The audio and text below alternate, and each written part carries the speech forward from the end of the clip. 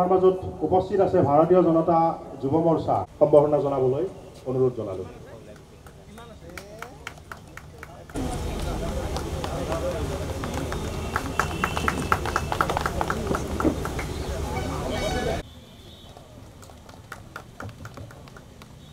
আমি ভাৰতৰ স্বাধীনতাৰ আজি ৭৫তম বৰ্ষ পালন কৰি থৈ আমি পাৰ হৈ আহিছোঁ।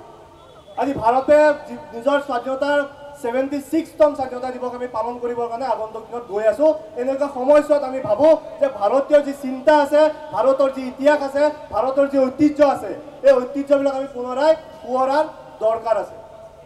আৰু ৰাজনৈতিক সংগঠন হিচাপে আমি এটা সামাজিক দায়িত্ব যি আছে, সামাজিক দায়িত্ব পালন কৰি পেলাই আমি সদায় যি দেশ ভক্তিমূলক চিন্তা আছে, দেশ ভক্তিমূলক আমাৰ বাৰ্তা আছে, বাৰ্তা যুৱ প্ৰজন্মৰ মাজত লৈ যাবৰ কাৰণে চেষ্টা কৰি আহিছোঁ।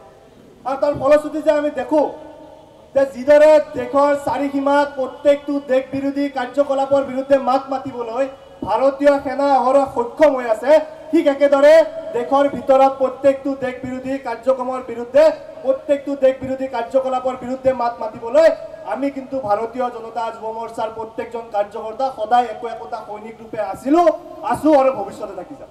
মই কাৰ্গিল শ্বহীদ উদ্ধৱ দাসৰ খুৰাক হওঁ, কিন্তু আজি মই উপস্থিত হ'ব লগা নাছিল। আমাৰ বৌ আৰু ভতিজা আছিলে, তেখেতসকল জম্মু কাশ্মীৰ গৈছে এইটো দিৱসৰ কাৰণে। জম্মু কাশ্মীৰ গৈছে। যি কি নহওক, আজি মোৰ ভতিজা উদ্ধৱ দাস আজি তেওঁৰ কাৰণে যিখিনি সন্মান পোৱা গৈছে, বা আজি আমাৰ পৰিয়ালটোত আজি ধৰক ভাৰতৰ যিকোনো মানুহে চিনি পায়। আৰু এই যুদ্ধত এই যুদ্ধত অৱতীৰ্ণ হৈ দেশৰ কাৰণে মৃত্যুবৰণ কৰিল, কিন্তু আমি কুণ্ঠাবোধ কৰা নাই, আমি ঘৰৰ পৰিয়ালে কুণ্ঠাবোধ কৰা নাই যে এই মৃত্যুটো আমি অজয় অমৰ বুলি আমি ধৰি লৈছোঁ। গতিকে আজি শত্ৰুপক্ষক হৰুৱাই ভাৰতক ৰক্ষা কৰি আজি সকলোৰে দেশ মাতৃক ৰক্ষা কৰাৰ যিখিনি সুযোগ বা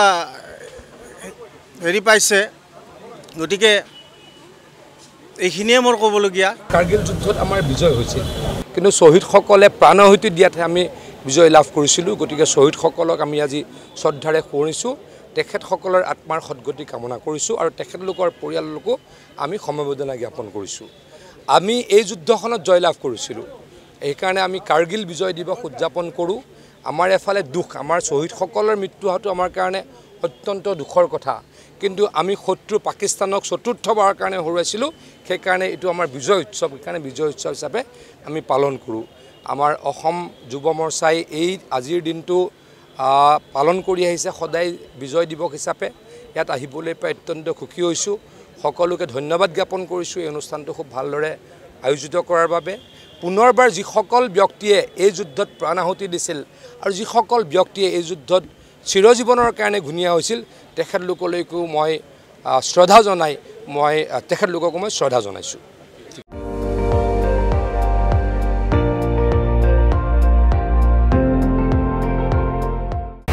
আপুনি চাই আছে ND24, সৰ্বশ্ৰেষ্ঠ নহয় সৰ্বোত্তমৰ দৌৰ।